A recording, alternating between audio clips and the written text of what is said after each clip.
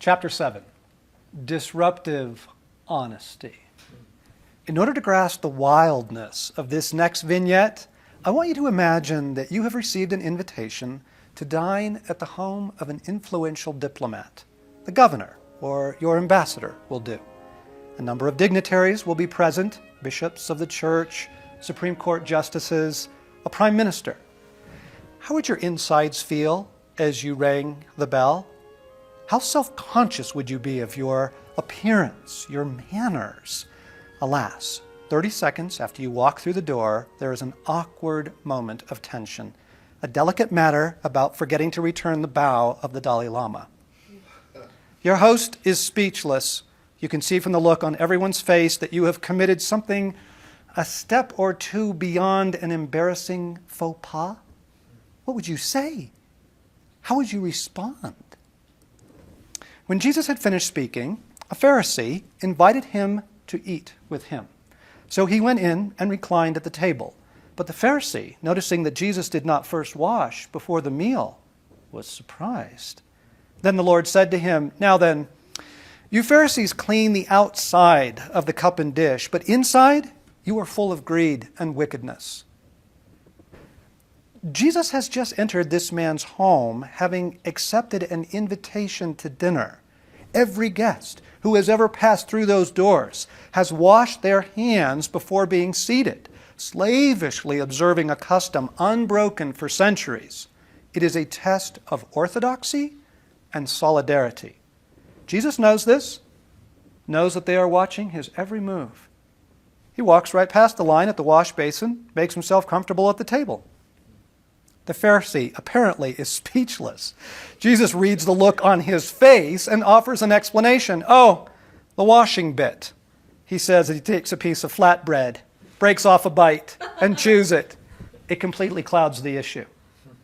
Outwardly, you look sensational, but inwardly, your heart is full of extortion and evil. The things Jesus says. Apparently, he's not concerned about being invited back. May I remind you that whenever you are watching Jesus, you are watching love? You can always hold that up as you encounter startling passages like this one. I am at this moment watching love in action. Remember, Jesus is not strolling through the Israeli countryside offering poetry readings.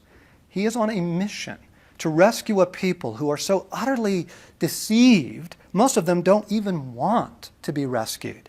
His honesty and severity are measured out precisely according to the amount of delusion and self-deception encasing the listener. When a soul is encrusted with pride, bigotry, self-righteousness, and intellectual elitism, as was his dinner host, then that shell does need to be struck hard at times in order to cause a crack that might allow some light in. Jesus strikes with the precision of Michelangelo. At another dinner engagement, this one at the home of two now famous sisters, Jesus is pulled into a sibling squabble.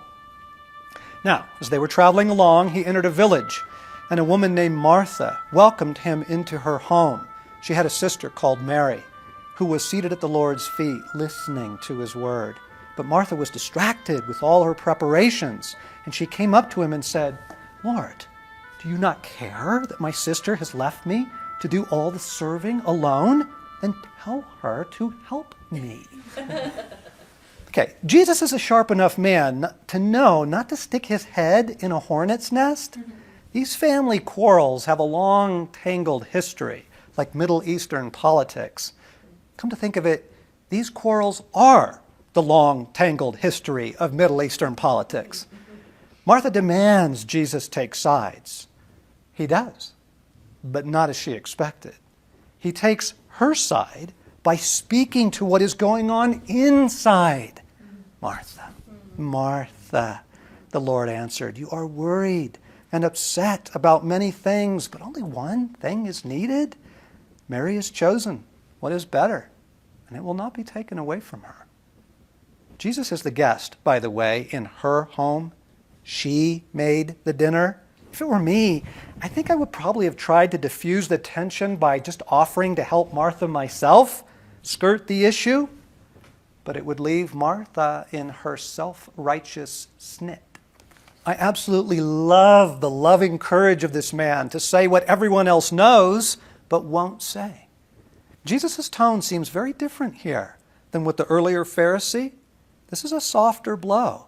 That is because he is dealing with a softer heart. You get the sense that Martha, though snarky at the moment, would be immediately softened by the truthfulness of Jesus' words. This is their first reported encounter. But the sisters and their brother, Lazarus, go on to become close friends of Jesus. Martha's home is his first choice of refuge whenever he is traveling near Jerusalem. Apparently, his words were just the right touch at just the right moment. Now, in order to appreciate how beautiful this is, think of how rarely it occurs and how even more rarely it is done well.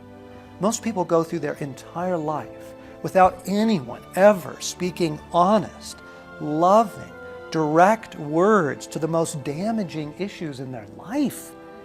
Pause for a moment and count the times this has been done for you. Better, pause and count the times you have offered this to someone you love. I'm not stunned by Jesus' words to either of his hosts. I'm stunned by the courage and love this takes.